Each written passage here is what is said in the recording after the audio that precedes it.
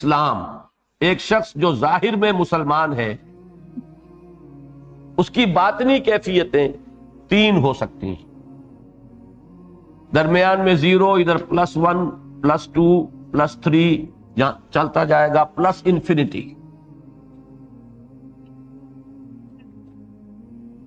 ادھر -1 -2 minus infinity.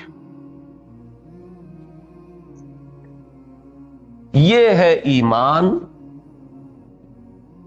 یہ ہے نفاق، اور یہ ہے محض اسلام۔ نہ ایمان نہ نفاق، دل میں کچھ بھی نہیں، ویکوم، نہ مثبت طور پر یقین نہ منفی طور پر نفاق۔ یقین مثبت ویلیو ہے، نفاق منفی ویلیو ہے۔ ادھر گئے منافق، اور منافق کے درجے ہوں گے۔ ایک رئیس المنافقین ہے عبداللہ ابن ابی، ایک کمتر درجہ اور کمتر درجہ اور کمتر درجہ۔ ایک رئیس المومنین ہے ابو بکر صدیق، اس سے کمتر، اس سے کمتر، اس سے کمتر ہوتا جائے گا۔ تو +1 +2 +3 پلس انفینٹی، -1 -2 -3 مائنس انفینٹی۔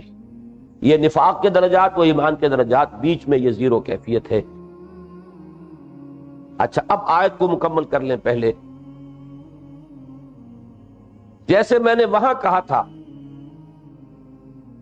کہ انسان مسئول ہے، رسپانسبل ہے، اکاؤنٹیبل ہے، محض ان 4 چیزوں کی بنیاد پر جو اللہ نے رکھی ہوئی ہیں اس کے اندر۔ رسالت اضافی شے ہے، تیسیر ہے اس امتحان کی، ایگزامینیشن میڈ ایزی ہے، اسی لیے وہ فضل اور رحمت کا مظہر ہے۔ اسی طریقے سے یہاں سمجھ لیجئے، منطق کا تقاضا یہ ہوگا کہ ایمان دل میں اگر نہیں ہے تو کوئی عمل قبول نہ ہو۔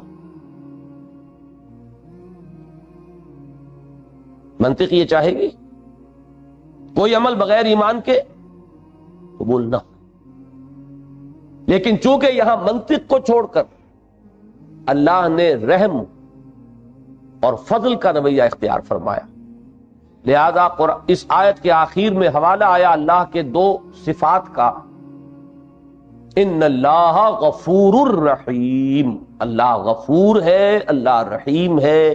یہ اس کی شان غفاری، اس کی شان رحیمی کا مظہر ہے، یہ اس کی رحمت کے طفیل ہے کہ یہ رعایت تمہارے ساتھ کی جا رہی ہے کہ اگر تم اطاعت کرتے رہو گے تو چونکہ نفاق نہیں ہے، نفاق تو ہو تو زیرو سے جو چیز ضرب کھائے گی زیرو ہو جائے گی، وہ تو اس کی حیثیت تو وہ ہے، لیکن نفاق نہیں ہے۔ تو اگرچہ ایمان تمہارے دلوں میں تاحال جاگزین نہیں ہوا، داخل نہیں ہوا، لیکن اس حال میں بھی اگر تم اطاعت کرتے رہو گے تو تمہاری اطاعت قبول ہوگی، تمہارے اعمال کے اجر و ثواب سے تمہیں محروم نہیں کیا جائے گا، بلکہ اس میں کچھ بھی کمی نہیں کی جائے گی۔ کیوں؟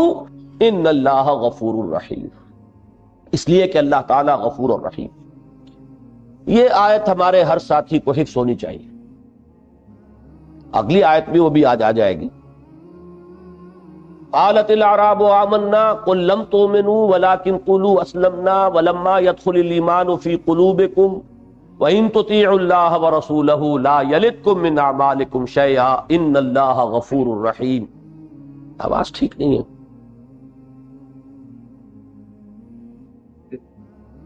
اس آیت میں اسلام کو ایمان کے بالمقابل لایا گیا، علیحدہ کر دیا گیا۔ اب اس کو سمجھ لیجئے اصل میں کہ چونکہ دنیا میں ہمیں ایک سسٹم بنانا ہے، ایک معاشرہ قائم کرنا ہے، اور اس معاشرے کی بنیاد جو ہے وہ ایمان کو ہی بنانا ہے، لیکن ایمان حقیقی، یقین قلبی، وہ تو دل میں ہے، باطنی شے ہے، اس کی ویریفیکیشن کا ہمارے پاس کوئی ذریعہ نہیں۔ ہمیں کوئی ایسی محسوس، دیکھیے اقبال کا شعر یاد آیا کہ خو گرے پے کرے محسوس تھی انسان کی نظر، مانتا پھر کوئی اندیکھے خدا کو کیوں کر۔ تو ہمیں کوئی محسوس اور مشہود نظر آنے والی چیز چاہیے جس کو ہم کرائیٹیرین بنائیں کہ جو اس شے کو پورا کر دے اس کو ہم تسلیم کر لیں گے کہ وہ مسلمان ہے، وہ ہمارا بھائی ہے۔ ایک مسلمان لڑکی کا نکاح صرف مسلمان مرد سے ہو سکتا ہے، اس سے لیگل کوسچن کہ وہ مسلمان ہے کہ نہیں ہے، کیسے فیصلہ کریں گے؟ دل میں اتر کر دیکھنے کا کوئی امکان نہیں، کوئی آلہ نہیں۔ ایک مسلمان ریاست کا مکمل شہری صرف مسلمان ہوتا ہے، کیسے معلوم ہوگا؟ یہ تو خیر آپ بھی طے کرتے ہیں نا گئے گزرے زمانے میں بھی کہ سربراہ مملکت مسلمان ہوگا۔ سوال یہ ہے کہ کیسے طے ہوگا؟ اس کے اندر ایمان ہے یا نہیں، اس کو تو جاننے کا ہمارے پاس کوئی ذریعہ نہیں۔ کوئی نہ کوئی کرائیٹیرین، کوئی نہ کوئی اس کے لیے معیار جو کہ بالکل ظاہر و باہر۔ اس میں ایمان کا صرف ایک حصہ شامل کیا، اقرار باللسان والا کلمہ شہادت، اور 4 عبادات اس میں ایڈ کر کے ہم نے ارکان اسلام بنا دی۔ بنی الاسلام علی 5، شہادت اللہ الہ الا اللہ وان محمد رسول اللہ، واقام الصلاۃ وایتاء الزکوٰۃ وصوم رمضان وحج البیت، یہ ارکان اسلام۔ ایمان حقیقی یہ قلب کے اندر مخفی شے ہے، یقین ایک خاص کیفیت قلبی ہے۔ تصدیق بالقلب سے تعبیر کیجئے، یقین سے تعبیر کیجئے، اور یہ جان لیجئے آخرت میں کسی کے مومن قرار پائے جانے کا معیار یہ ہوگا کہ یہ موجود ہو، اس لیے کہ وہاں سابقہ اس ذات سے پیش آئے گا جو علیم بذات الصدور ہے۔ وہ تو جانتا ہے، وہ تو عاجز نہیں ہے ہماری طرح، اس کی لیمیٹیشنز نہیں ہے معاذ اللہ، وہ جانتا ہے علیم بذات الصدور۔ لہذا مومن صرف وہی قرار پائے گا کہ جس کے دل کے اندر وہ تصدیق قلبی کسی نہ کسی درجے میں موجود ہے۔ وہ چھٹانک بھی ہو سکتی ہے، وہ ٹنوں کے حساب سے بھی ہو سکتی ہے، وہ ہے درجات کا معاملہ۔ اس یقین قلبی کے درجات یہ تو یوں سمجھیے کہ انگنت ہوں گے، لیکن یہ کہ کسی نہ کسی درجے کے اندر وہ موجود ہوگا تو وہ شخص مومن قرار پائے گا۔ لیکن دنیا میں ہم اس کے اوپر کوئی فیصلہ نہیں کر سکتے، بلکہ ہمارا سارا دار و مدار ان کرائیٹیریا پر ہوگا کہ جو ظاہر ہے، محسوس ہے۔ اسی کی ساری بحث ہے جو ہمارے ہاں اب جو 2 ہمارے بزرگوں میں اہم ترین طبقات ہیں، محدثین اور فقہا۔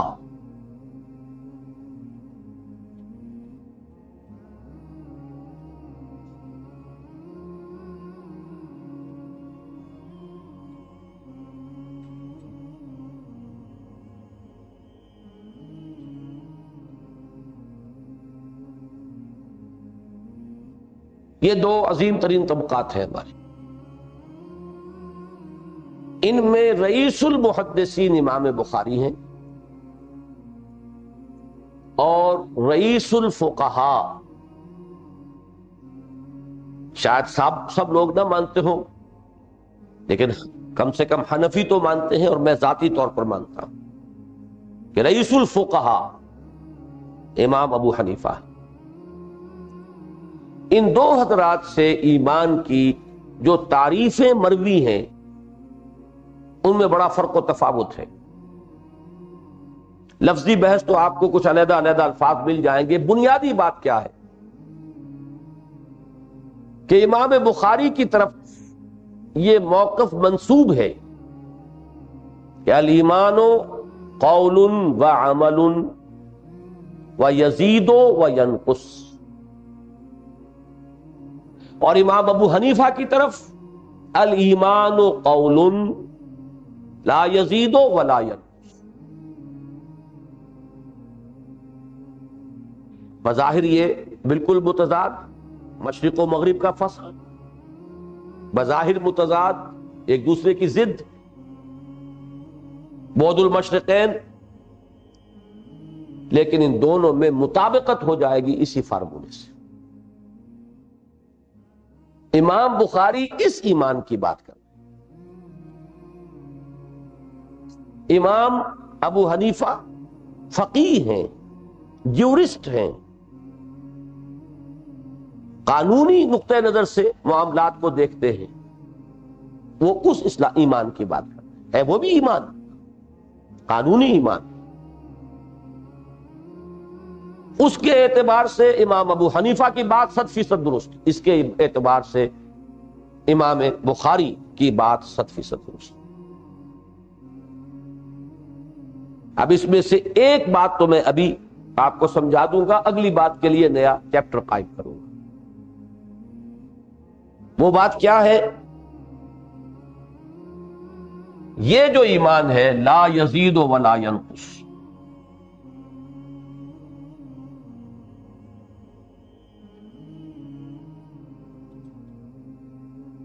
لا یزید ولا ینقص، اور یہ جو ایمان ہے وہ یزید و ینقص،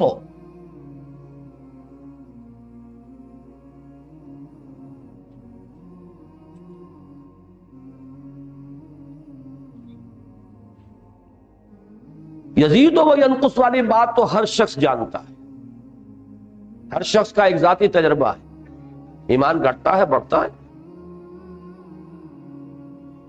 قرآن مجید میں زادتہم ایمانا، ان کے ایمان میں اضافہ ہو گیا۔ آپ اگر صاحب ایمان کی صحبت میں بیٹھیں گے ایمان بڑھے گا۔ کیسے ہو سکتا ہے بھٹی کے سامنے بیٹھے اور آپ کو حرارت نہ پہنچے؟ آپ کہیں برف کی سل کے قریب بیٹھے اور اس سے آپ کو ٹھنڈک نہ پہنچے؟ یہ تو بالکل فزیکل فینومینن ہے۔ قرآن مجید پڑھیں گے ایمان بڑھے گا، کوئی فحش چیز بیکار کی چیز پڑھیں گے ایمان گھٹے گا، اہل اللہ کی صحبت ہے ایمان بڑھے گا، اہل حرص و ہوا کی صحبت ہے ایمان گھٹے گا۔ تو یہ بالکل اظہر من الشمس بات ہے، لیکن وہ ہے کون سا؟ وہ حقیقی ایمان، دل والا، وہ یہ ایمان نہیں، یہ ایمان نہ گھٹتا ہے نہ بڑھتا ہے۔ اس کو سمجھنا ہے ذرا تھوڑا سا مشکل، اس کی وضاحت سمجھ لیجئے۔ یہ ایمان حقیقت میں ایک لیگل سٹیٹس کا نام ہے، ایک قانونی حیثیت ہے۔ اس قانونی حیثیت میں بڑھنے گھٹنے کا کوئی امکان نہیں۔ یہاں تو آل اور نن لا اپلائی ہوگا، ہے تو ہے پورا ہے، نہیں ہے تو بالکل نہیں۔ کوئی شخص کسی وقت زیادہ مسلمان کم مسلمان اپنے حقوق کے اعتبار سے نہیں ہو سکتا۔ اس کی مثال جو بہت ہی واضح ہے، بہت صاف سمجھ میں آ جائے گی۔ ایک شخص کے دو بیٹے ہوں، فرض کیجئے ابو بکر صدیق اور عبداللہ ابن ابی، ایک سید المومنین ایک رئیس المنافقین، دونوں اگر ایک باپ کے بیٹے ہوتے تو کیا وراثت میں ابو بکر کو زیادہ ملتا اور عبداللہ ابن ابی کو کم ملتا؟ So long as he is accepted as a Muslim، اس کا قانونی استحقاق پورا موجود ہے۔ ہاں اگر آپ نے تکفیر کر دی، اس کو مسلمان نہیں مان رہے، تو گھٹے گا نہیں، ختم ہو جائے گا، زیرو ہو جائے گا، اس کا قانونی استحقاق بحیثیت مسلم ختم ہو جائے گا۔ تو یہ آل اور نن لا ہے اس میں۔ جب تک وہ مسلمان ہے، وہ قانونی حقوق میں بڑے سے بڑے متقی اور بڑے سے بڑے عابد اور زاہد مسلمان کے برابر ہے۔ ہر مسلمان دوسرے مسلمان کا کفو ہے، یہ ہے وہ لیگل سٹیٹس، یہ برابری کی بات ہے۔ اس میں تقوی، پرہیزگاری اور فسق و فجور نہیں آئیں گے جب تک کہ وہ مسلمان۔ ہاں کوئی بات ایسی ہو گئی، ضروریات دین میں سے کسی کا انکار کر دیا اس نے، وہ فاسق ہے، نماز نہیں پڑھتا، اسے آپ مسلمان مانیں گے، اس کے اوپر تعزیر جو ہے جو نافذ کریں گے، ماریں گے، پیٹیں گے، جو کریں۔ زانی ہے، شادی شدہ ہے، رجم کر دیں گے، لیکن کافر نہیں کہیں گے اسے، اس کی نماز جنازہ پڑھی جائے گی۔ یہ کہ مسلمان منافق ہے، لیگلی مسلم ہے، اسلامی کے اندر آتا ہے منافق بھی، اس کی نماز جنازہ پڑھی گئی۔ وہ خاص معاملہ ہے کہ عبداللہ ابن ابی کی نماز جنازہ کے بعد حضور کو روک دیا گیا آئندہ کے لیے، وہ تو اس لیے کہ حضور کو تو تعین کے ساتھ بتا دیا گیا کہ کون کون منافق ہے، لیکن یہ رول نہیں۔ یہ ہے بہت اہم بات۔ یہ قانونی ایمان کہہ لیں، اسلام کہہ لیں، it bestows a legal status on a person، اس دنیا میں اسے کچھ حقوق حاصل ہوتے ہیں۔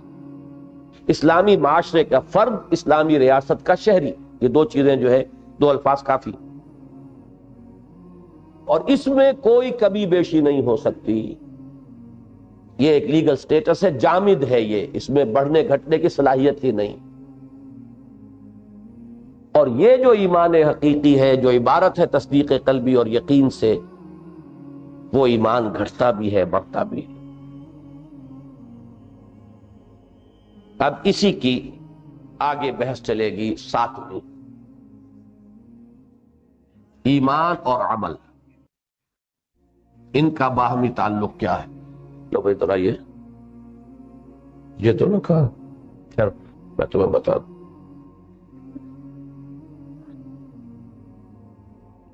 بس اب یہ سوال ان دونوں کے رہنے دو، باقی سب بیٹا دو۔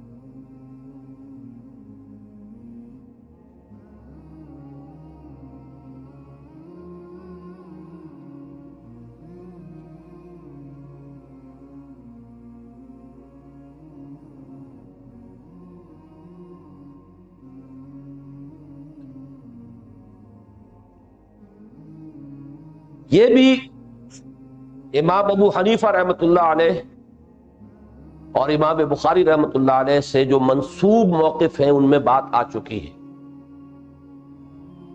کہ امام ابو حنیفہ کے نزدیک ایمان صرف قول کا نام ہے، الایمان قول، اور امام بخاری کے نزدیک ایمان قول اور عمل دونوں کے مجموعے کا نام ہے، قول و عمل۔ اب اس بات کو سمجھیے، ایمان حقیقی جب ہم کہتے ہیں کہ دل میں ایک یقین کی کیفیت اختیار کرتا ہے، تو ممکن نہیں ہے کہ وہ عمل پر اثر انداز نہ ہو۔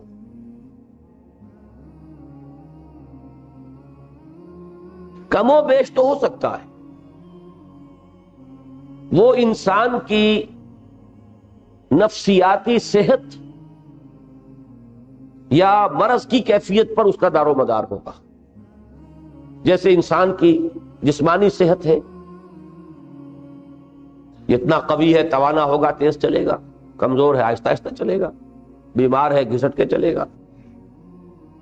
اسی طرح انسان کے اندر ایک قوت ارادی ہے، یہ اس کی ایک نفسیاتی کیفیت ہے، اس کی کمی بیشی سے عمل کی کمی بیشی تو ہو سکتی ہے۔ یہ ممکن نہیں ہے کہ دل میں یقین ہو اور وہ سرے سے اثر انداز نہ ہو انسان کے عمل پر، امپاسبل۔ جیسے جیسے وہ دل کا یقین بڑھے گا عمل بھی بڑھے گا۔ یقین ہو کہ اللہ دیکھ رہا ہے تو کیسے اللہ کے حکم کو توڑے گا؟ 2 ٹکے کا سپاہی کھڑا ہو تو ٹریفک رولز کو آدمی نہیں توڑتا۔ اللہ دیکھ رہا ہو، یہ یقین ہو، تو پھر کیسے انسان اللہ تعالیٰ کے کسی حکم کو توڑے گا؟ بلکہ میں کہا کرتا ہوں کہ ظن جو ہے وہ بھی اثر انداز ہوتا ہے عمل پر۔ ہر انسان جانتا کہ ہر سانپ زہریلا نہیں ہوتا، لیکن ایک ظن، ایک گمان ہے کہ ہو سکتا ہے یہ کمبخت زہریلا ہو، تو بچیں گے آپ ہر ایک سے۔ تو جب اس درجے میں بھی انسان کے عمل پر وہ ظن بھی اثر انداز ہوتا ہے، تو کیسے ممکن ہے کہ یقین ہو اور عمل میں اس کا ظہور نہ ہو؟ تو ایمان نام ہے قول اور عمل دونوں کے مجموعے۔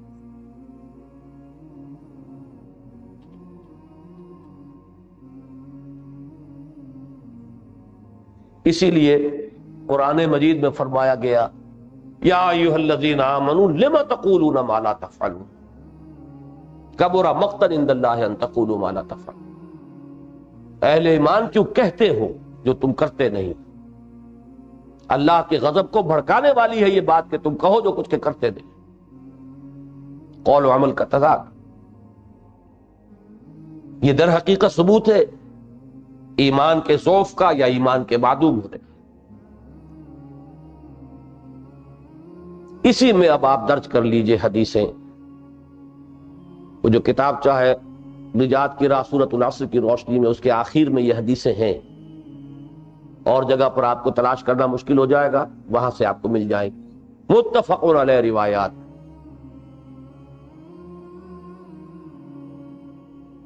واللہ لا یؤمنو واللہ لا یؤمنو واللہ لا یؤمنو. خدا کی قسم وہ مومن نہیں، خدا کی قسم وہ مومن نہیں، خدا کی قسم وہ مومن نہیں. قیل من یا رسول اللہ. پوچھا گیا حضور کون؟ قال فرمایا الذی لا یأمن جارہ بوائقہ. فرمایا وہ شخص جس کی ایذا رسانی سے اس کا پڑوسی امن میں نہیں ہے. دیکھیے امنا، امنا یامنو امنن، یامنو امن میں ہونا.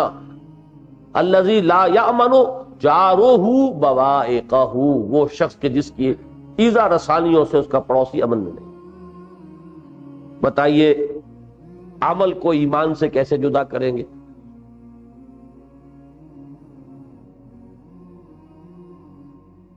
دوسری حدیث لا یزنی الزانی حین یزنی وہو مومن ولا یسرق السارق حین یسرق وہو مومن ولا یشرب الخمر حین یشرب وہو مومن.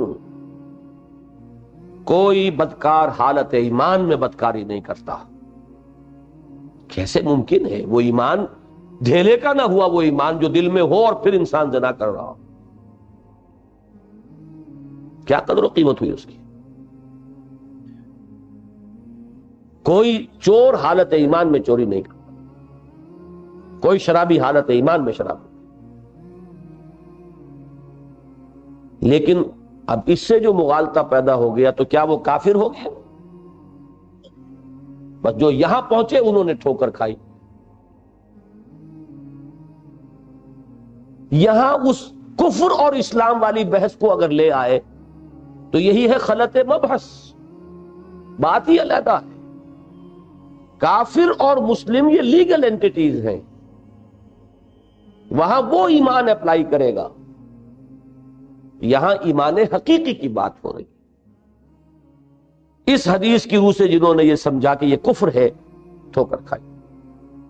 اور یہی ہمارے ہاں کچھ جو ذرا متشددانہ مزاج کے لوگ ہوتے ہیں وہ اس معاملے کے اندر تشدد پر اتر آتے ہیں اور ایسی احادیث سے وہ فتوے جب لگانے شروع کرتے ہیں تو وہ بات بہت دور نکل جاتی ہے. یہ ایمان حقیقی کی بات ہے، یہ ایمان قانونی کی بات نہیں ہے. ایمان قانونی کے لیے بات وہ صحیح ہے جو امام ابو حنیفہ فرماتے ہیں کہ الایمان قول فقط. ایمان نام ہے صرف قول. کیا معنی اس کے ہوئے ذرا اس کو بھی سمجھ لیجئے. اس کا یہ مطلب نہیں کہ قادیانی بھی کلمہ شہادت پڑھتے ہیں تو وہ تو مسلمان مانے جانے چاہیے. کوئی شخص جو کلمہ شہادت ادا کر رہا ہو اور اس کے بارے میں ہمیں کوئی اور بات معلوم نہ ہو وہ لازماً مسلمان سمجھا جائے گا. لیکن اگر اضافی طور پر یہ معلوم ہو کہ وہ ضروریات دینی میں سے کسی شے کا منکر ہے. مثال میں آپ کو دے دوں، اگر فرض کیجئے وہ کہتا میں آخرت کو تو نہیں مانتا، میں نے تو دو چیزوں کا اقرار کیا نا، اللہ کی توحید، محمد کی رسالت، تیسری بات میں نے کب مانی تھی؟ تو آخرت کا انکار کر رہا. یا میں نے اللہ کو مانا تھا، لا الہ الا اللہ کہا تھا، میں نے یہ کب کہا تھا کہ اللہ علی کل شیء قدیر بھی ہے؟ اللہ کی کسی صفت کا انکار کرے، آخرت کا انکار کرے، اسی طرح سے ختم نبوت کا انکار کرے تو اس کی تکفیر کی جائے گی. نماز کا انکار کرے گا تکفیر ہو جائے گی. نماز نہیں پڑھے گا، مانے گا کہ نماز فرض ہے تو صرف فاسق قرار پائے گا، کافر نہیں ہوگا. نہ نماز پڑھتا ہو، نہ روزہ رکھتا ہو، نہ حج کرتا ہو، نہ زکوٰۃ دیتا ہو، مانے کہ ہاں یہ ساری چیزیں فرض ہیں، میری کوتاہی ہے، آپ سزا دیں، تعزیر نافذ کریں، جو چاہے کریں، کافر نہیں کہہ سکتے، اس لیے کہ ایمان کا دار و مدار صرف قول پر ہے۔ الایمان قول، لیکن یہ ہے لیگل ایمان۔ ان دونوں چیزوں کو اصل میں علیحدہ علیحدہ سمجھنا بہت ضروری ہے، اور اس میں جب گڑبڑ ہوتا ہے معاملہ تو انتہا پسندی آ جاتی۔ اب انتہا پسندیاں کیا ہے وہ بھی سمجھ لیجیے۔ مرجیہ ایک خاص ہمارے ہاں کلامی علم کلام کے جو مختلف مکاتب فکر بنے ان میں ایک فرقہ ہے، ان کا کہنا یہ ہے کہ بس جو شخص قانوناً مسلمان ہے، کلمہ شہادت ادا کرتا ہے، اب کوئی شے اسے نقصان نہیں پہنچا سکتی۔ وہ مسلمان ہے، مومن ہے تو اللہ کے ہاں سب کچھ معاف ہو جائے گا۔ یہ ایک انتہا ہے۔ یہاں اس قانونی ایمان کو حقیقی ایمان کے درجے پر لا کر بٹھا دیا گیا۔ یہی ظلم ہے، وضع الشیء فی غیر محلہ، کسی شے کو اس کے اصل مقام سے ہٹا کر کہیں اور رکھ دینا، یہ ظلم ہے۔ تو قانونی ایمان اس کو اپنی جگہ پر رکھیے، اس کا تعلق اس دنیا سے ہے۔ دنیا میں ہم اسے مسلمان مانیں گے، ہو سکتا ہے وہ مسلمانوں کا لیڈر ہو، رہنما ہو، وہ مسلمانوں کا قائد ہو، کچھ بھی ہو، دنیا میں مانیں گے۔ آخرت کا معاملہ وہ نہیں ہے، وہ ہوگا اس تصدیق قلبی کے اوپر۔ اس کے بالکل برعکس معاملہ ہو گیا خوارج کا، جس نے گناہ کبیرہ کیا وہ کافر، الا یہ کہ توبہ کرے، توبہ نہیں کرتا تو کافر ہے، کافر ہے تو مرتد ہے، مرتد ہے تو واجب القتل ہے، اس کی جان لینا آپ پر حلال، اس کا مال قبضہ کر لینا آپ کے لیے حلال، اس کی بیوی کو لونڈی بنا لینا آپ کے لیے جائز، وہ سارا پھر لیگل پروسیس تو سٹارٹ ہو گیا۔ غلطی تو ایک ہی ہوتی ہے نا، ایک سٹریٹ لائن آ رہی ہے، ایک جگہ پر وہ مڑ گئی، پھر سٹریٹ لائن ہے، لیکن اب یہ ذرا سا اینگل جو غلط ہوا جاتا چلتا جائے گا تو تاثریا میروت دیوار کج، غلطی کسی ایک پوائنٹ پر ہوتی ہے، بس یہ ہے، اور اسی کو لوکیٹ کرنا ہوتا ہے اصل میں اہم۔ اکثر معاملات میں انسان یہ سوچتا ہے there's something wrong somewhere، اصل معاملہ یہ ہے کہ معین کریں what's wrong and where، اس کا تعین کریں گے تو کسی اصلاح کی کوئی صورت جو ہے وہ پیدا ہو سکے گی، اور جب تک یہ رہے کہ something is wrong somewhere تو اس وقت تک آپ کو اقدام تو نہیں کر سکتے۔ تو یہاں بھی غلطی صرف ایک ہوئی کہ انہوں نے گناہ کبیرہ کے مرتکب کو کافر قرار دے دیا۔ وہی احادیث، جس نے شراب پی، لا یزنی زانی حین یزنی وہو مومن ولا یشرب الخمر حین یشرب وہو مومن، مومن نہیں ہے تو کافر ہے، دو ہی کیٹیگریز ہیں، نہیں، یہی موالتا ہے۔ وہ ایمان حقیقی کے اعتبار سے ہے کہ ایمان اور عمل لازم و ملزوم، ایک وحدت، جس کو انگریزی میں آپ کہیں گے بہترین لفظ ہے آرگینک ہول، حیاتیاتی اکائی۔ جو ان آرگینک ہیں ان کے آپ تجزیہ کر سکتے ہیں، ٹکڑے کر سکتے ہیں، ایک من لوہا ہے، بانٹ دیجئے ٹکڑوں کے اندر، ایک ایک شیئر کر دیجئے، لیکن ایک من کا اگر بچڑا ہے اس کے ٹکڑے کریں گے تو بچڑا نہیں رہے گا، وہ گوشت ہے آپ کے پاس، کھائے آپ۔ تو حیاتیاتی اکائی وہ ہے کہ جس میں تجزیہ نہیں ہو سکتا۔ تو حقیقی ایمان کے اعتبار سے ایمان اور عمل، قول اور عمل ایک حیاتیاتی اکائی ہے۔ قانونی ایمان یا اسلام کے اعتبار سے ایمان کل کا کل قول سے متعلق ہے، اس کی بنیاد پر فیصلہ ہوگا کہ وہ مسلمان ہے کہ نہیں۔ تیسری جو اس میں غلطی ہوئی ہے وہ اہل تشیع نے کی ہے. اس دنیا میں فیصلے کرنے لگے کہ کون مومن ہے اور کون نہیں. ان کے ہاں اصطلاح ہی چلتی ہے مومن بھائی. باقی کسی کو بہت رعایت دیں گے تو مسلمان مان لیں شاید، لیکن یہ کہ مومن نہیں مانیں گے. حالانکہ یہ فیصلے اس دنیا میں ہونے والے نہیں ہیں. وہ بھی ابو بکر صدیق کو مان لے تو مان لے، عمر فاروق کو تو مسلمان بھی ماننے کو تیار نہیں ہوں گے بعد. لیکن یہ مغالطہ ہے. ایمان کا یہ فیصلہ تو وہیں جا کے. اس دنیا میں ہمیں ایک دوسرے کے ساتھ جو معاملہ کرنا ہے اس میں اسلام کی بنیاد پر، وہ لیگل کرائیٹیریا جو مقرر کر دیے گئے ہیں کہ جو شخص اس کو پورا کر رہا ہے وہ مسلمان ہے. اس ذیل میں وہ حدیثیں آتی ہیں جن کو ایکسپلائٹ کرتے ہیں قادیانی. من صلی صلاتنا واقی اکل ذبیحتنا، کہیں آتا ہے من استقبل قبلتنا، جس نے ہمارے قبلے کی طرف رخ کیا، جس نے ہماری طرح کی نماز پڑھی، جس نے ہمارا ذبیحہ کھا لیا فہو مسلم، وہ مسلمان. اس کا یہ مطلب نہیں ہے کہ وہاں حصر کر دیا گیا ہے، بلکہ یہ ہے کہ ظاہری علامات جن کی بنیاد پر کہ ہم کسی کو مسلمان لیں گے وہ یہ ہے. باقی اگر معلوم ہو جائے کہ یہ بدبخت اللہ کو علی کل شیء قدیر نہیں مان رہا تو تکفیر ہوگی. اگر یہ آخرت کا منکر ہے تو تکفیر ہو جائے گی.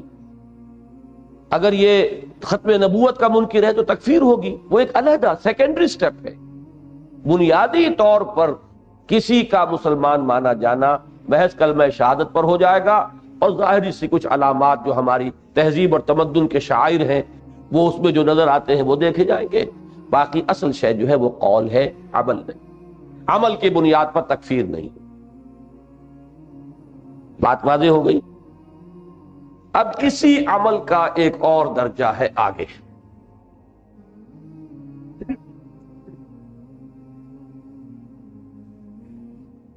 ایمان اور جہاد.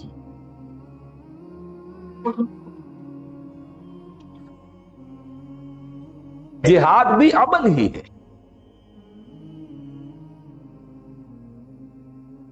فرق کیا ہے کہ جس طرح ایک آم کی گٹھلی سے آم کا پودا وجود میں آیا، وہ پروان چڑھا، جوان ہوا، میچور ہوا تو آم اس میں لگ گیا. بس اس مثال کو سامنے رکھیے. ایمان انسان کے دل میں کشت زمین اگر ہے، زمین بھی تو اگر ایسی ہو کہ جس میں کوئی زیادہ نمکیات ہیں تو بیج اچھا ڈالیں گے تو ختم ہو جائے گا کلر.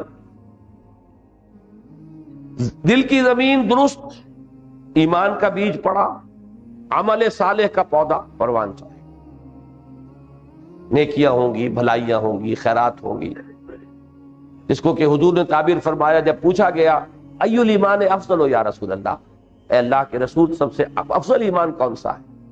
فرمایا خلق حسن، اخلاق حسنہ، عمدہ کردار، عمدہ اخلاق، عمدہ رویہ. اس لیے کہ یہ وہ پودا ہے، پروان چڑھ رہا ہے، برگ و باد لا رہا ہے. اب جب یہ میچور ہوگا تو اس کو اس مثال سے بھی لے آئیے. ریپروڈکشن ہوتی ہے. انسان جب جوان ہوتا ہے اس کے اولاد ہوتی ہے کہ نہیں ہوتی؟ اب در حقیقت اسی ایمان کو اور اسی اسلام کو دوسروں میں پیدا کرنا،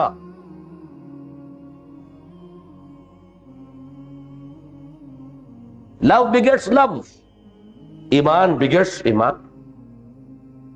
ایمان سے ایمان پیدا ہوگا.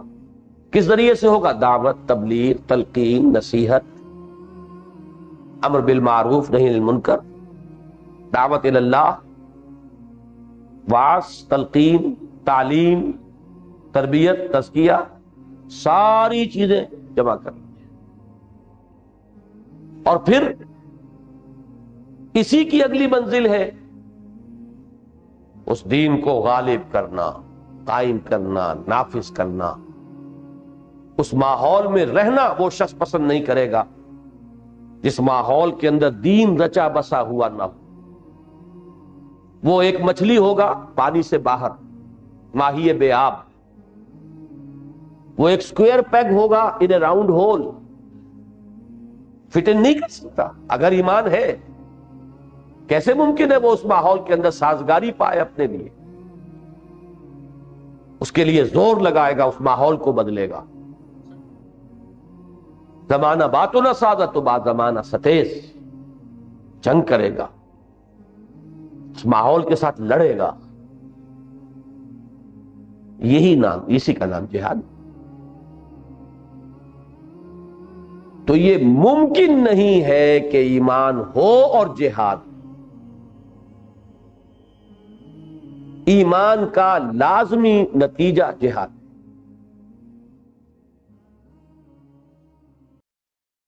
اس کے لیے وہ اگلی آیت جو ہے سورہ حجرات کی، اس کو ذہن میں رکھیے۔ آیت نمبر 14 ہم پڑھ چکے ہیں۔ اس میں اسلام اور ایمان کو ایک دوسرے کے آمنے سامنے لے آئے بالمقابل۔ قالت الاعراب آمنا قل لم تؤمنوا ولكن قولوا اسلمنا ولما يدخل الايمان في قلوبكم۔ یہیں تک رکھیے بات۔ اب اس میں فطری طور پر ایک سوال پیدا ہوتا ہے، then what is ایمان؟ ایک نفی کی جا رہی ہے، تم ایمان نہیں لائے ہو، ہرگز نہیں لائے ہو۔ تو ہمیں بتایا جائے کہ ایمان کیا ہے، اس کے لوازم کیا ہیں، اس کی شرائط کیا ہیں، پری کوالیفیکیشن اس کے لیے کیا ہے، پری ریکویزٹس کیا ہیں۔ یہ کوسچن پیدا ہوا، اس کا جواب ہے انما المؤمنون الذین آمنوا باللہ ورسولہ۔ مومن تو صرف وہ ہے، اس کو کلمہ حصر کہتے ہیں۔ سادہ ترین مثال، دو جملوں میں جو فرق ہے، زید عالم ہے اور زید ہی عالم ہے، اس ہی نے جو فرق کیا اس کو حصر کہتے ہیں۔ زید عالم ہے جب ہم کہیں گے تو غیر زید سے، دوسرے لوگوں سے علم کی نفی نہیں ہے، وہ بھی ہو سکتے۔ ہم نے اس بات کیا ایک شخص معین کے لیے کہ وہ عالم ہے، اور زید ہی عالم ہے، اس میں دوسروں سے علم کی نفی ہے۔ ایسا اس بات جس میں کہ غیر شامل نہ ہو، اس کو حصر کہیں گے۔ اور اسی لیے ایک لفظ آتا ہے جامع و مانع تعریف۔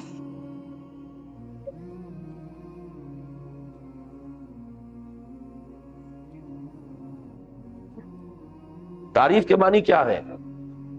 ڈیفینیشن۔ ڈیفینیشن جو ہے کسی شے کو ڈیفینیٹلی معین کرنا، معین کر دینا کہ وہ کیا شے ہے، ڈیفینیشن اسی کو کہتے ہیں۔ It should be defined، اور ڈیفائنڈ اس وقت ہوگی جبکہ وہ جامع ہو، اس کی کوئی شے باہر نہ رہ جائے، اس کی حقیقت کو تو وہ اپنے اندر مکمل طور پر محصور کر لے، اور اس کے غیر کو شامل نہ ہونے دے۔ وہ مانع ہے، منع کرنے والی۔ کسی شے کی ڈیفینیشن تبھی وہ صحیح ڈیفینیشن ہوگی جبکہ وہ جامع بھی ہو، مانع بھی ہو، اس کا کوئی جز باہر نہ رہ جائے، کسی اور کا کوئی جز اس کے اندر شامل نہ ہو جائے۔ ڈسکریٹ اینڈ ڈیفینٹ وہ شے معین ہوتا ہے۔ میرے نزدیک ایمان کی جامع و مانع تعریف ہے اس آیت۔ اب فرمایا انما المؤمنون، مومن تو بس وہ ہے، مومن تو صرف وہ ہے، الذین آمنوا باللہ ورسولہ۔ اور اب ہے اصل لفظ یہاں جو آیا ہے اہم ترین، ثم لم یرتابوا۔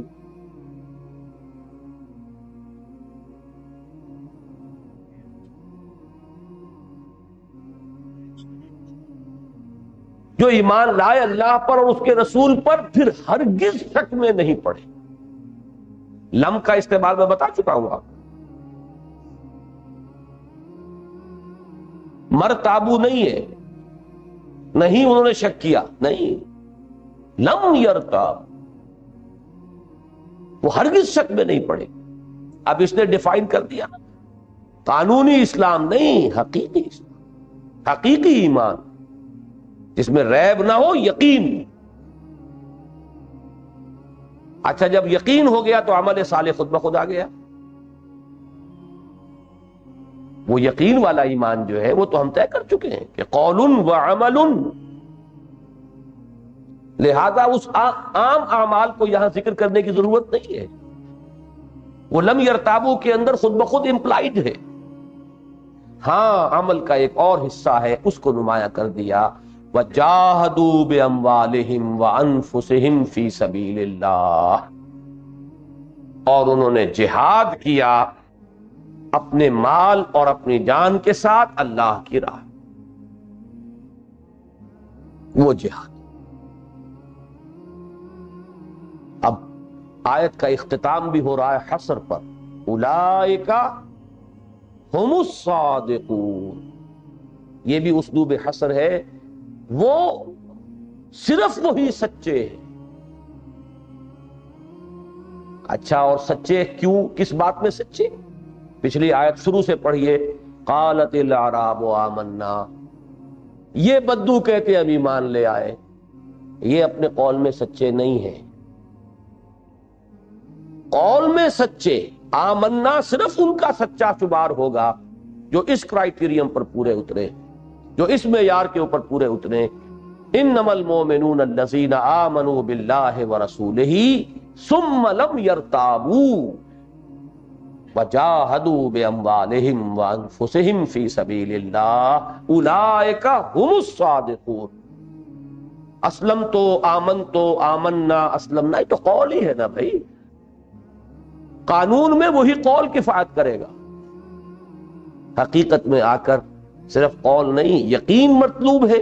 یقین ہوگا تو اپنا عمل بھی درست ہوگا، حلال اور حرام کا امتیاز بھی ہوگا، فرائض کی ادائیگی بھی ہوگی، عبادات کی بجاوری بھی ہوگی، اور حرام سے اجتناب بھی ہوگا، اور ساتھ جہاد بھی ہوگا، دعوت و تبلیغ بھی ہوگی، نشر و اشاعت دین کے اندر جان اور مال کا کھپانا بھی ہوگا، اور دین کے غلبے کے لیے جد و جہد بھی ہوگی، اپنی جان ہتھیلی پر رکھ کر وقت آیا تو میدان جنگ میں نکلنا بھی ہوگا۔ یہ پورا پودا اب آ گیا سامنے، یہ ہے جہاد اور ایمان کا لزوم۔ اس موضوع پر میں نے ایک مختصر سا مضمون لکھا تھا، صرف 7-8 صفحے کا ہے، جو غالباً جنوری کے پرچے میں حکمت قرآن میں ریپروڈیوس ہوا ہے۔ اس میں ایک عجیب سی ترتیب آ گئی تھی۔ دیکھیے ایمان حقیقی وہ ہے جو دل میں داخل ہو جائے۔ کیا کر رہے ہو بھائی؟ دل میں داخل ہوگا، ایک کشمکش شروع ہو جائے گی اندر، کیونکہ اندر انسان کے صرف دل تو نہیں ہے، نفس امارہ بھی ہے۔ انسان کے وجود میں اس کی شہوت بھی ہے، اس کا پیٹ بھی ہے، بطن اور فرج کے تقاضے بھی ہیں، اس کی اڈ، لیبیڈو، سب کچھ ہے نا۔ ایمان دل میں آیا تو ایک کشمکش اندر شروع ہو گئی، جہاد شروع ہو گیا، اسے مجاہدہ مع النفس کہتے ہیں۔ پھر یہاں سے جب پختہ ہوگا باہر نکلے گا، اب ماحول کے ساتھ مجاہدہ شروع ہو جائے، زمانہ باتون سعادت تو با زمانہ ستیس۔ اس کی پہلی منزل ہوگی نظریاتی سطح پر ہم خیال بنانا، ابطال باطل احقاق حق۔ اس کی اگلی منزل ہوگی قوت فراہم کر کے اور نظام باطل کو ملیا میٹ کر دینا، حق کو غالب کرنا۔ تو یہاں سے وہاں تک ایمان کا لازمی تقاضا جہاد۔ اس پر چونکہ شرح و بس سے گفتگو ہوگی کل، کہ دینی فرائض کا جامع تصور کیا ہے اور ہر لیول پر جہاد کے کیا تقاضے۔ میں اس میں تفصیل میں نہیں جا رہا، صرف یہ کہ اس عنوان کو سمجھ لیجئے۔ اور ایک بات اور نوٹ کر لیں اب ارکان کے حوالے سے۔ دیکھیے ارکان اسلام،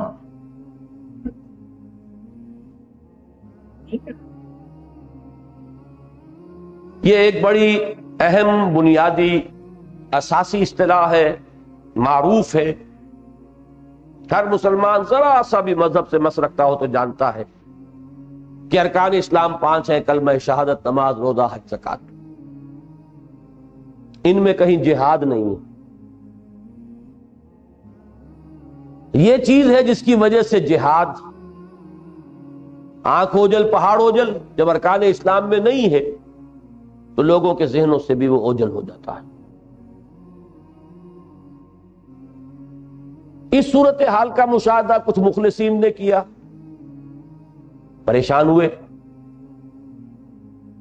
انہوں نے اضافہ کر دیا ارکان اسلام میں جہاد کر۔ قرآن میں انہوں نے دیکھا جہاد کا ذکر، جہاد کی اہمیت، ابھی جو آیت میں نے پڑھی، مومن سچے ہیں ہی وہ، تو اس کو کیسے ارکان میں سے شمار نہ کریں؟ یہ بہت بڑی غلطی ہے، اس لیے کہ متفقن علیہ روایت ہے محمد الرسول اللہ صلی اللہ علیہ وسلم سے، عن عبداللہ ابن عمر رضی اللہ تعالی عنہما قال قال رسول اللہ صلی اللہ علیہ وسلم بنی الاسلام علی 5، وہ 5 ہی چیزیں ہیں، نماز، روزہ، حج، زکات اور کلمہ شہادت، اس میں کوئی شخص چھٹی چیز کا اضافہ نہیں کر سکتا، چاہے کتنے ہی خلوص کے ساتھ کر رہا ہو، کتنی ہی دردمندی سے کر رہا ہو، کتنے ہی اچھے جذبے سے کر رہا ہو۔ یہ در حقیقت الحاد فکری کو جنم دینے والی بات ہے۔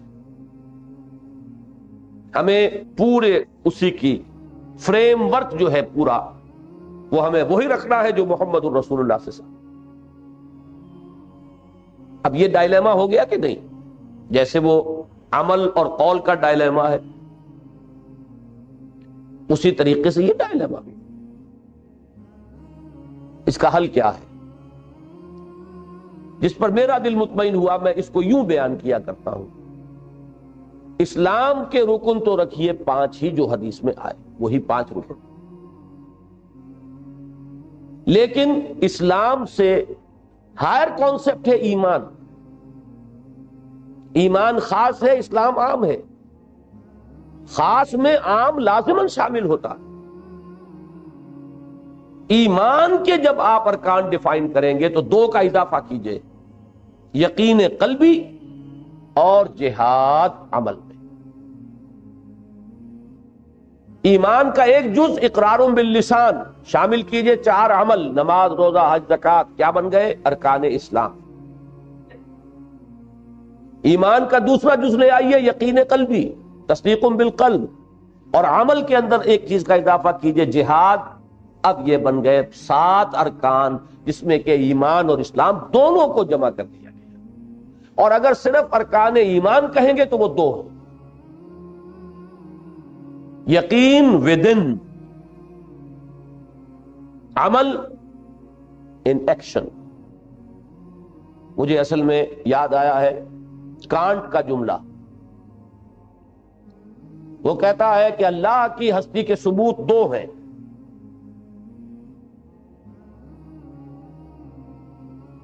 starry heavens above and moral law within۔ یہ moral law وہی شے ہے جس کو میں نے شروع میں عرض کیا تھا کہ نیکی اور بدی کی تمیز انسان کے اندر ہے، یہ ثابت کرتی ہے، اس نے ثابت کیا ہے اس کے حوالے سے اللہ کے وجود کو۔ and the starry heavens above ان فی خلق السماوات والارض، یہ 2 ثبوت ہے۔ اسی طریقے سے میرے زبان پر الفاظ آیا یقین ودن اینڈ جہاد without, out side in action. یہ ہے 2 رکن ایمان حقیقی کے، اور اسلام اس کا خود بخود جز ہے، وہ تو عام ہے، یہ خاص ہے۔ اس کے 5 ارکان جو ہیں وہ وہی رہیں گے جو محمد الرسول اللہ صلی اللہ علیہ وسلم نے فرمائے۔ اب آئیے 9واں باب۔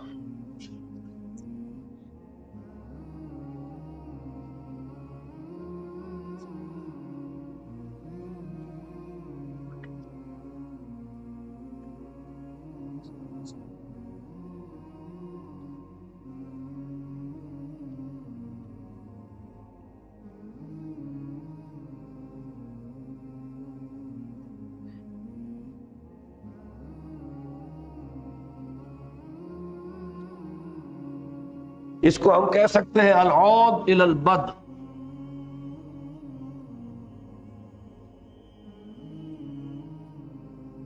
لوٹ کر وہاں آ جانا جہاں سے چلے تھے۔ چلے تھے کہاں سے؟ امن سے۔ امن ایمان، ایمان کا اصل حاصل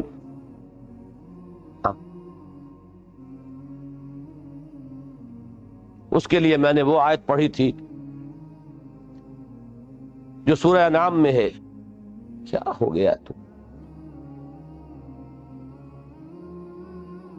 مشرکین اور موحدین کا ایک تقابل کیا گیا ہے۔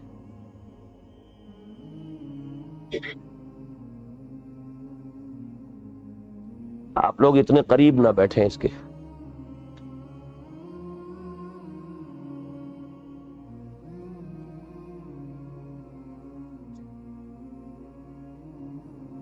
اس کو آف کر دو، دیکھ لو۔ اس وقت میں یہ عرض کر رہا تھا کہ سورہ انعام میں دو گروہوں کا ذکر ہے، ایک موحدین، ایک مشرکین، اور ایک سوال کیا گیا ہے فَأَيُّ الْفَرِيقَيْنِ أَحَقُّ بِالْأَمْنِ إِن كُنتُمْ تَعْلَمُونَ۔ لوگوں اگر تم عقل و دانش سے بہرہ ور ہو، فہم رکھتے ہو، علم رکھتے ہو، تو اس سوال کا جواب دو کہ ان دونوں گروہوں میں سے امن کا کون زیادہ مستحق ہے، احق ہے، احق بالامن۔ پھر اس کا جواب اللہ تعالیٰ نے خود ارشاد فرمایا الذین آمنوا ولم یلبسوا ایمانہم بظلم اولئک لہم الامن وہم مہتدون۔ وہ لوگ جو ایمان لائے اور انہوں نے اپنے ایمان میں کسی شرک کی آمیزش نہیں ہونے دی، وہی ہے کہ جن کے لیے امن ہے، اور وہی ہے کہ جو ہدایت یافتہ ہوں گے۔ معلوم ہوا کہ ایمان کا حاصل امن۔ اس چیز کو ایک جو معصورہ دعا ہے، مسنون دعا حضور صلی اللہ علیہ وسلم سے مروی، نیا چاند ہلال دیکھنے پر حضور یہ دعا مانگا کرتے تھے اللہم اہلہ علینا بالامن والایمان والسلامت والاسلام۔ اے اللہ، یہ چاند جو طلوع ہوا ہے اسے ہم پر طلوع فرما، اور اس سے جو نیا مہینہ شروع ہو رہا ہے اس مہینے کو ہمارے لیے امن اور ایمان اور سلامتی اور اسلام کا ذریعہ کر۔ تو امن کا تعلق ایمان سے، سلامتی کا اسلام سے۔ لغوی طور پر بھی امن مادہ ہے ایمان کا، اور سلامتی اور اسلام کا ایک ہی مادہ ہے، سین لام میم۔ اب اس بات کو سمجھیے کہ یہ امن جو ایمان سے حاصل ہوتا ہے اس کی دو قسمیں ہیں۔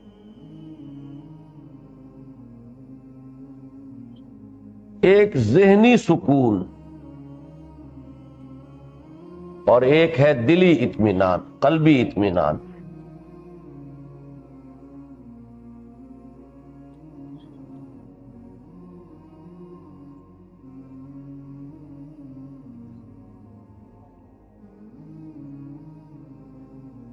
یہی دو چیزیں ہیں کہ جن سے مرکب ہے انسان کا داخلی امن، اندر کی امن کی کیفیت ان دو چیزوں سے مرکب ہے، ذہنی اطمینان و سکون، قلبی اطمینان و سکون۔ ذہنی اطمینان یا سکون حاصل ہوتا ہے اس اعتبار سے کہ ایمان علم ہے، علم حقیقت، علم نور ہے، روشنی ہے۔ اندھیرے میں انسان گھبراتا ہے اور روشنی میں انسان کو اطمینان حاصل۔ ابھی یہاں روشنی ہے، مجھے معلوم ہے میرے دائیں کون ہے، بائیں کون ہے، آگے کون ہے، پیچھے کون ہے، راستہ صاف ہے یا رکاوٹ ہے، سب معلوم، تو اطمینان ہے۔ ابھی اندھیرا ہو جائے تو اطمینان نہیں رہے گا، پتہ نہیں دائیں کون ہے، کون بڑھ رہا ہے، بائیں سے کون آ رہا ہے، راستے میں کیا رکاوٹ ہے، اندھیرے میں بے چینی ہوگی اور روشنی میں اطمینان۔ اب یوں سمجھیے کہ ایک اندھیرا یہ ہے مادی اندھیرا اور مادی روشنی، ایک ہے وہ آفاقی سطح پر یہ جو مادی نور ہے، اس وقت کی روشنی یہ ظہور اشیاء کا سبب بنتی ہے، ہمیں معلوم ہوا کون کیا ہے، دائیں کیا ہے بائیں کیا ہے، ظہور اشیاء کا ذریعہ۔ اور جو حقائق آفاقی کائناتی ان کا ظہور ایمان کے ذریعے ہوتا ہے، میں کون ہوں، زندگی کی منزل کیا ہے، میرا پیدا کرنے والا کون ہے، اس سے میرا ربط و تعلق کیا ہے، یہ ساری چیزیں وہ دو اشعار میں نے کوٹ کیے ہیں اپنی کسی تحریر میں، غالباً نبی اکرم صلی اللہ علیہ وسلم کا مقصد بعثت کہ نہ ابتدا کی خبر ہے نہ انتہا معلوم، رہا یہ وہم کہ ہم ہیں تو یہ بھی کیا معلوم۔ نہ ابتدا کی خبر ہے نہ انتہا معلوم، بلکہ پہلا شعر جو ہے وہ یوں ہے کہ سنی حکایت ہستی تو درمیاں سے سنی، نہ ابتدا کی خبر ہے نہ انتہا معلوم۔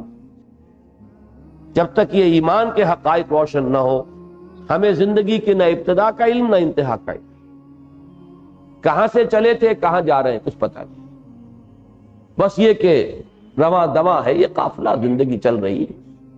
اس کی سادہ ترین مثال میں دیا کرتا ہوں کہ آپ لاہور سے کراچی جانے کے لیے ریل میں بیٹھ گئے، آپ کی بیوی بچے گھر بار لاہور میں ہے، کراچی آپ کسی کام سے جا رہے ہیں، سم پیس آف بزنس، وہ آپ کو معلوم ہے کہاں جانا ہے، کس سے ملنا ہے، کہاں ٹھہرنا، سب کچھ ہے۔ آپ ریل گاڑی میں بیٹھے تھے، اوپر سے کوئی ٹرنک گرا آپ کے سر پر اور اس صدمے کی وجہ سے یادداشت زائل ہو گئی، میموری نہیں ہے، کچھ پتہ نہیں میں کہاں سے چلا ہوں، کوئی بیوی بچے ہیں، کوئی گھر بار ہے تو کہاں ہے کہاں نہیں ہے، جا کہاں رہا ہوں، کام کیا کرنا تھا، کہاں ٹھہرنا ہے، کس مقصد سے سفر کر رہا ہوں۔ ہاں یہ نظر آ رہا ہے کہ ریل گاڑی ہے، ڈبہ ہے، آپ بیٹھے ہیں، لوگ بیٹھے ہیں، آپ دیکھتے ہیں کہ گاڑی رکتی ہے، کوئی چڑھ گیا ہے، کوئی اتر گیا، بس یہ بات دیکھ رہے ہیں آپ۔ کس قدر الجھن ہوگی کسی شخص کو۔ یہ ہے در حقیقت مثال اس شخص کی جسے کچھ پتہ نہیں کہاں سے آیا ہوں کہاں جا رہا ہوں۔ فرق صرف یہ ہے کہ ریل گاڑی کا ڈبہ چھوٹا ہوتا ہے، یہ جو ریل گاڑی ہے جس میں ہم چل رہے ہیں بہت بڑی ہے، اس میں سینما بھی ہے، اس میں فلاں کھیل بھی ہے، اس میں ٹیلی ویژن بھی ہے، اس میں آپ منہمک رہتے ہیں، یہ بات دوسری ہے۔ باقی مثال وہ یہ کچھ پتہ نہیں، کوئی پیدا ہو گیا ڈبے میں سوار ہو گیا، کوئی اتر گیا اسے آپ نے قبر میں اتار دیا، کوئی آ رہا ہے کوئی جا رہا ہے، چلے جا رہے ہیں، کھا پی رہے ہیں، جیسے کہ سمندری جہاز ہوتے ہیں اس میں سینما بھی لگا ہوا ہے، تھیٹر بھی ہے، کلب بھی ہے، کھائیں پیئیں، یہ ہے زندگی۔ جو تو اس میں مگن ہو جاتے ہیں انہیں چنتا نہیں ہوتی، اور جن کے ذہن میں وہ سوالات اٹھ جاتے ہیں تو پھر ان کے لیے تو ایک ایک پل دوبھر ہوتا ہے جب تک کہ وہ حقائق معلوم نہ ہو، اور ان حقائق کے مجموعے کا نام ایمان ہے۔ اسی شعر کا جو آخری جو کسی نے اس کو منطقی انتہا تک پہنچایا، پہلا شعر کیا تھا؟ سنی حکایت ہستی تو درمیاں سے سنی، نہ ابتدا کی خبر ہے نہ انتہا معلوم۔ دوسرے شعر میں دوسرا مصرع پہلا ہو گیا ہے، اور منطقی انتہا کیا ہے؟ نہ ابتدا کی خبر ہے نہ انتہا معلوم، رہا یہ وہم کہ ہم ہیں تو یہ بھی کیا معلوم۔ یہ وہ سکیپٹسزم ہے، ایگنوسٹسزم، سکیپٹسزم، یہ دو الفاظ ذہن میں رکھیے۔ لا ادریت، ہمیں کچھ پتہ نہیں، فلسفے کی ایک انتہا لا ادریت ہے، اور اسی کا ایک ایڈیشن سمجھیے وہ ارتیابیت ہے، شکوک و شبہات، شاید یوں ہو شاید یوں ہو، شاید ایسا ہے شاید ایسا ہے، تو ٹامک ٹوئیاں مارے گا آدمی، اور جب یہ حقائق سامنے آئے تو ایک اطمینان ہوا، چولے فٹ بیٹھ گئیں، ہر شے کی پوری پوری توجیہ ہو گئی تو پہلا تو یہ کہ ذہنی سکون حاصل ہوا اس ایمان کے ذریعے. دوسرا ہے قلبی اطمینان. یہ در حقیقت اللہ کے ساتھ ایک تعلق ذاتی کے نتیجے میں وجود میں آتا ہے. میرا رب ہے، وہ میرا بہی خواہ ہے، میرا دوست ہے، میرا خیر خواہ ہے. کل کائنات اس کے قبضہ قدرت میں ہے. اس کے اذن کے بغیر کوئی مجھے نقصان نہیں پہنچا سکتا، اس کے اذن کے بغیر کوئی مجھے نفع نہیں پہنچا سکتا. تو لہذا نہ کسی سے لالچ ہونا چاہیے نہ کسی سے خوف. کوئی اگر نقصان بھی بظاہر آتا ہے اس میں بھی میری کوئی نہ کوئی مصلحت ہے، وہ جانتا ہے میں نہیں جانتا. عسیٰ ان تکرہوا شیئا وہو خیر لکم وعسیٰ ان تحبوا شیئا وہو شر لکم واللہ یعلم وانتم لا تعلمون. وہ آل پاورفل ہے، اس کے قبضہ قدرت سے کوئی باہر نہیں. اس کا علم محیط کل ہے. ہم شارٹ سائٹڈ ہیں، وہ ہماری اصل مصلحتوں کو جانتا ہے. ہمارے اصل خیر کس میں ہے وہ اس کی میں. اس کے ساتھ یہ جب دوستی کا تعلق اور پھر راضی برضائے رب رہنے کا ایک نتیجہ اور تفویض الامر الی اللہ کا نتیجہ پیدا ہوتا ہے. افوض امری الی اللہ ان اللہ بصیر بالعباد. سپردم بے تو مایا خیشرا، تو دانی حساب کم و بیشرا. اور فکر ماں در کار ماں آزار ماں، کار ساز ماں بے فکر کار ماں. میرا کار ساز میرے کام کی فکر میں ہے، اس نے وعدہ کیا ہوا ہے تم میرے کام میں لگے رہو، تمہارے کام میں بناؤں گا. من کان للہ کان اللہ لہو. جو اللہ کا ہو گیا اللہ اس کا ہو گیا. تو جس کا اللہ ہو گیا اسے کسی سے کیا ڈر. میں مثال دیا کرتا ہوں کہ دیہاتی زندگی میں کسی بڑے چودھری کی پشت پناہی حاصل ہو تو پاؤں پھیلا کر سوئے گا آدمی. اس کی بچیا کوئی کھول کر نہیں لے جا سکتا. سب کو معلوم ہے کہ وہ بڑا چودھری جو ہے وہ اس کی پشت پر ہے. کون آئے گا اس کے ہاں چوری کرنے. تو جس کو اس سب سے بڑے کے ساتھ یہ تعلق ولایت باہمی دوستی کا تعلق قائم ہو گیا ہو، اسے کس کا ڈر، کس کا اندیشہ. ایمان کا لب لباب یہ ہے جس کو ہم ولایت سے تعبیر کرتے ہیں. الا ان اولیاء اللہ لا خوف علیہم ولا هم يحزنون الذین آمنوا كانوا يتقون لهم البشرى. ان کے لیے بشارتیں بشارتیں. عجبا لامر مسلم یا مومن کا معاملہ عجیب ہے. تکلیف آتی ہے صبر کرتا ہے، اس میں خیر. کوئی نعمت دولت ملتی ہے شکر کرتا ہے، اس میں خیر. خیر ہی خیر. بے یدک الخیر. یہاں کوئی گھاٹے کا سودا ہے ہی نہیں، نقصان کی بات ہی نہیں. بس یہ ہے کہ وہ نسبت حاصل، اور وہی نسبت حقیقت ایمان ہے. یہ حاصل ہو تو راضی برضائے رب، سرے تسلیم خم ہے جو مزاج یاد میں آئے. نہ شبد نصیب دشمن کے شبد ہلاک تیغت، سرے دوستاں سلامت کے تو خنجر آسمان. یہ ہے اصل میں. بہت سی باتیں اس میں شاعرانہ معلوم ہوتی ہیں، وہ اس لیے کہ وہ نسبت ہمیں حاصل نہیں. میں کم سے کم نظری طور پر پورے یقین کے ساتھ جانتا ہوں کہ یہ نسبت کسی درجے میں حاصل ہو جائے تو واقعتاً ولا خوف علیہم ولا هم يحزنون. یہ اس کا ایک منطقی نتیجہ ہے، کہیں کوئی رکاوٹ نہیں. بس یہ کہ قلیلا ما تؤمنون والی بات ہے. کم ہی ہے جو ایمان تم رکھتے ہو، کم ہی ہے ایمان کی پونجی جو تمہیں حاصل ہے. قلیلا ما تشکرون قلیلا ما تؤمنون اور قلیلا ما تعلمون. وہ اس کمی کا نتیجہ تو ہو سکتا ہے جو بھی تشویش، اضطراب. لیکن یہ ہے کہ اگر ایمان اپنی اصل حقیقت کے ساتھ کسی درجے میں بھی انسان کو حاصل ہو جائے تو امن اور سکون اسی درجے میں ذہنی سکون اور اطمینان قلبی، یہ اس کا لازمی نتیجہ۔ اب ہم آ رہے ہیں آخری بحث پر، تلک عشرۃ کاملہ والی بات ہو جائے گی۔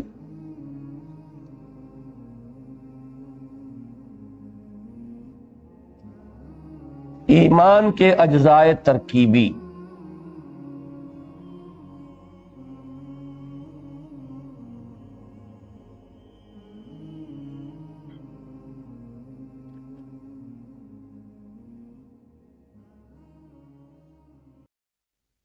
اس کے ساتھ ہی انگریزی کے لفظ کا ترجمہ سمجھ میں نہیں آ رہا مجھے، جینیسس آف ایمان،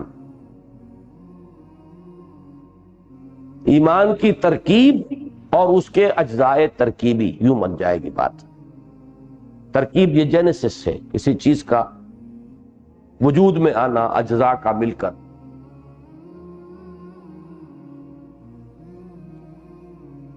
ذرا مشکل مضمون ہے، لیکن یہ کہ میں چاہتا ہوں کہ یہ مکمل ہو جائے، یہ آخری بحث ہے اس کی۔ پہلی بات یہ جان لیجئے، جو پہلے میں عرض کر چکا ہوں، وہ فیکلٹیز جو انسان کے اندر رکھی گئی، ایمان ہر انسان کے دل میں ہے۔ یہ باہر سے ٹھوسی جانے والی شے نہیں ہے، یہ اس کی فطرت میں، اور اس کا تعلق کس شے سے ہے؟ اس کے وجود حیوانی سے نہیں، اس روح ربانی کے ساتھ۔ جب وہ وہاں ہے تو یہی در حقیقت ایمان کا منبع، ایمان کا سرچشمہ ہے، فطرت میں ہے۔ روح کا مسکن قلب ہے، اسی لیے ہم کہیں گے کہ قلب میں ایمان ہے۔ یہ ایک آئینہ ہے، ایک شیشہ ہے، اس کے اندر وہ قندیل روشن ہے۔ ہاں اس پر غلاف آ جاتے ہیں، اس پر دھواں چڑھ جاتا ہے۔ لالٹین اس کے اندر دھواں ہو جائے تو بتی ہے، جل رہی ہے، روشنی باہر نہیں آئے گی۔ اس کے اوپر حجابات آ جاتے ہیں، اس پر گردہ آ جاتا ہے۔ اصل میں ایمان کا جینیسس، ایمان کا وجود میں آنا، یہ پروسیس در حقیقت اس اندر کے ایمان کو اجاگر کرنے کے لیے خارج میں نور وحی، یہ نور وحی زوردار روشنی جب پڑتی ہے، اس سے وہ اندھیرے کافور ہوتے ہیں، حجابات اٹھتے ہیں، وہ جو دھواں آ گیا تھا وہ تحلیل ہوتا ہے، اور وہ اندر کا نور پورے طور پر جلوا رہا ہے۔ تو ایمان کے اجزاء ترکیبی ہوئے دو، ایک نور فطرت جو اندر ہے، ایک نور وحی جو خارج سے ان حجابات کو، ان پردوں کو، ان غلافوں کو، اس دھوئیں کو زائل کرنے کا ذریعہ۔ پہلی بات میں نے وہیں بتا دی تھی، ایمان نور ہے، اور یہ ہم پڑھ چکے کہ ایمان اصلاً ایمان باللہ کا نام ہے۔ یہ سورہ کبریٰ ہو گیا تو جڑ گئی آیت، اللہ نور السماوات والارض، اللہ ہے آسمانوں اور زمین کا نور۔ ایمان در حقیقت ایک نور ہے، اور یہ نور دو نوروں سے مل کر بنا ہے۔ مثل نورہ کمشکات فیہا مصباح، اس کے نور کی مثال، اس کے ایمان کی مثال، نور کے لفظ کی جگہ اب یہاں کر دیجئے ایمان، ایسے ہے جیسے ایک شیشہ ہے، ایک چمنی ہے، ایک گلوب ہے، فیہا مصباح، اس کے اندر ایک چراغ ہے، روشن ہے۔ الزجاجہ مثل نورہ کمشکات فیہا مصباح، المصباح فی زجاجہ، ایک تاک ہے، تاک میں ایک دیا ہے، دیا ایک چمنی میں ہے، گلوب میں ہے، ایک شیشے میں۔ الزجاجۃ کانہا کوکب دری یوقد من شجرۃ مبارکۃ زیتونۃ لا شرقیۃ ولا غربیہ.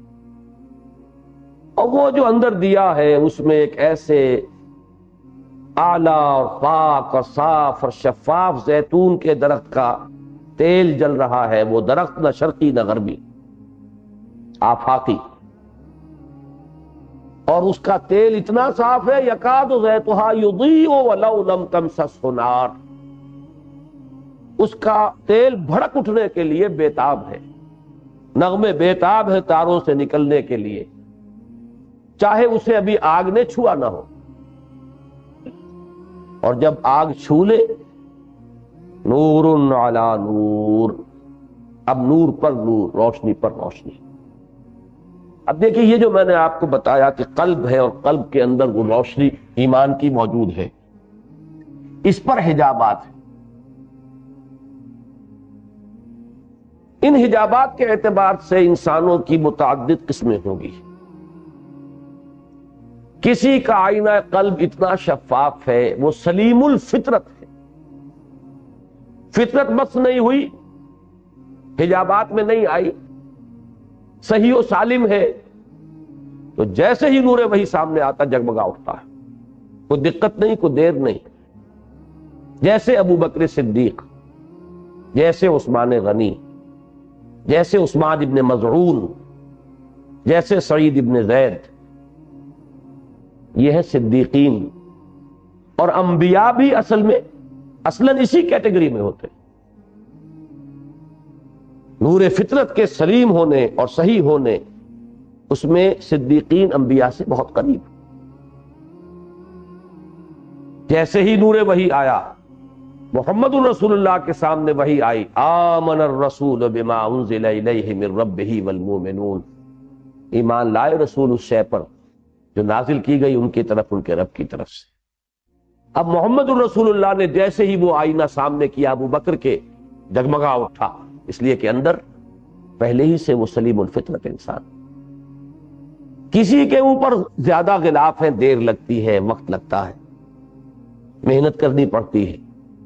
جیسے جیسے غلاف چھٹیں گے، جیسے جیسے دھواں تحلیل ہوگا، وہ روشنی اندر ہی کی ہے، وہ ہے وہی فطرت، نور فطرت.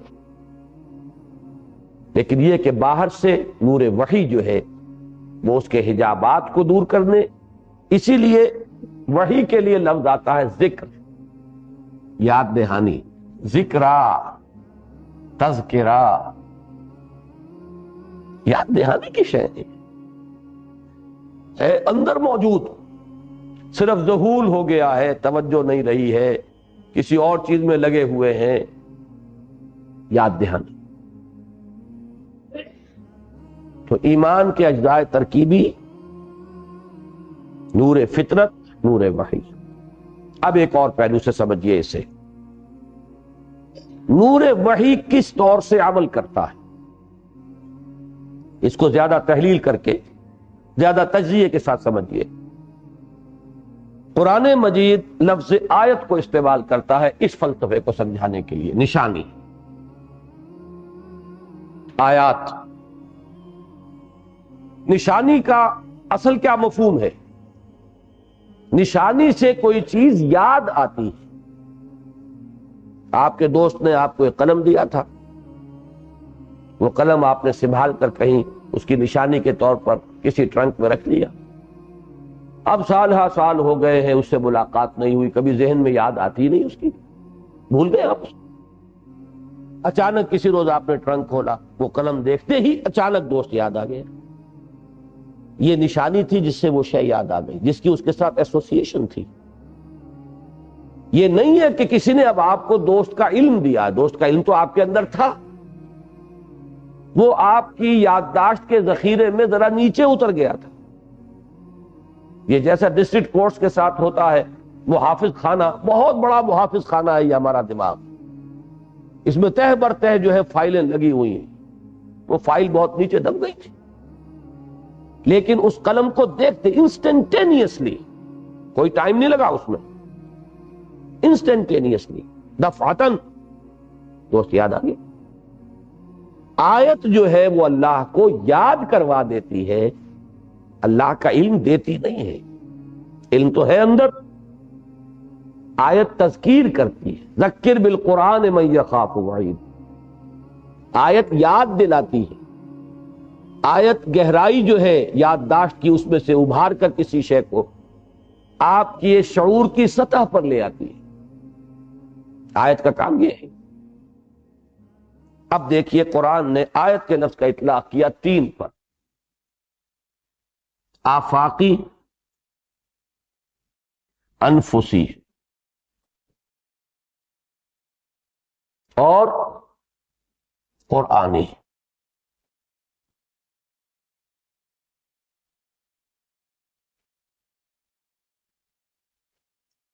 اصل آیات دو ہیں، آفاقی اور انفسی۔ یہ دیکھو سورج، چاند، زمین، آسمان، یہ اللہ کی نشانیاں ہیں، تمہارے اپنے اندر بھی اللہ کی نشانیاں ہیں۔